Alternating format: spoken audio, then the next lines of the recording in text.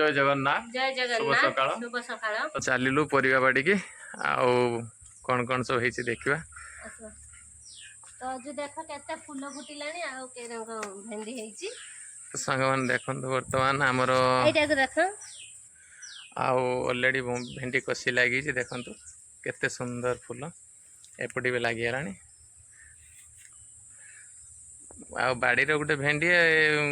तैयारी करके खाइबा किणी खाइबा भीतर पार्थिक अच्छे ना कौन बहुत सुंदर भेंडी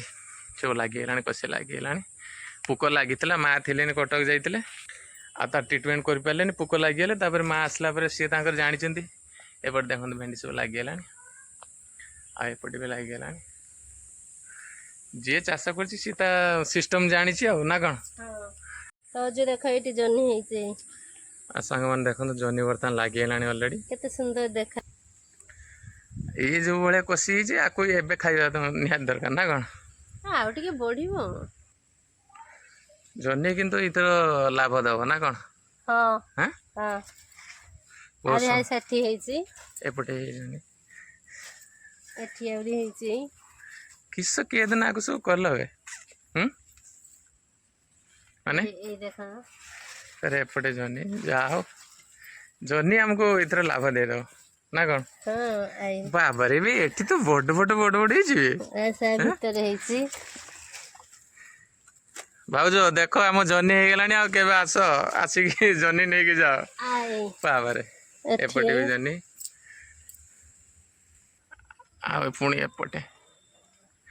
भाउजो फोन करी कहिछु ना जे जनी मार्केट को आसी गलानी वर्तमान हां ना कहिनो हां खाली हाँ खाइबो लगेबोनी केबे हैं मु लगेची आ एपटे तो बोईताल पूरा एकदम कषि नागी देखो डुंक सब केते सुंदर आ ना कौन बोईताल शाग ये सब फूल आसीगला सब कड़ ये कड़ आसीगला आ सांग मैंने एपटे बैगण जर सेव गच हो सेव जमी छिड़े नवा से भाया माने पुक लगिगला ना किसी कहल हां गोटे गोटे पुक लागिगलानी आ पुक लगिगला पत्र गछटा ना किस कहि दबो जे दिना तो गोटे चॉकलेट देमु चॉकलेट मु जाने ना एटा थालकुड़ी पत्र अरे कौन हुए कोता देखिया सांग मैंने एटा देखते ये थालकुड़ी पत्र एटा सकाळु खाइले पेट परिष्कार रहो एसिड गैस हम ना आ गोटे जिनस यहाँ देखते यहाँ कौन एरा पिता कमा ये पिता गमा माँ लगे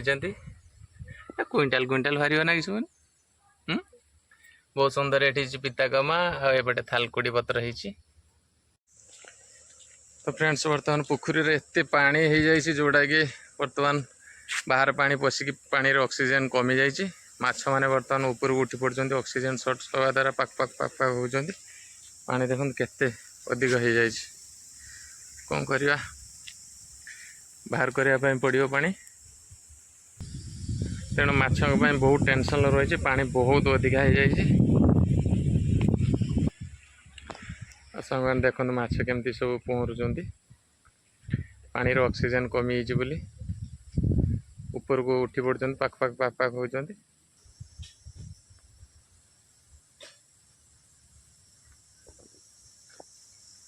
निश्वास प्रश्वास ठीक हेनी से ये सब जिन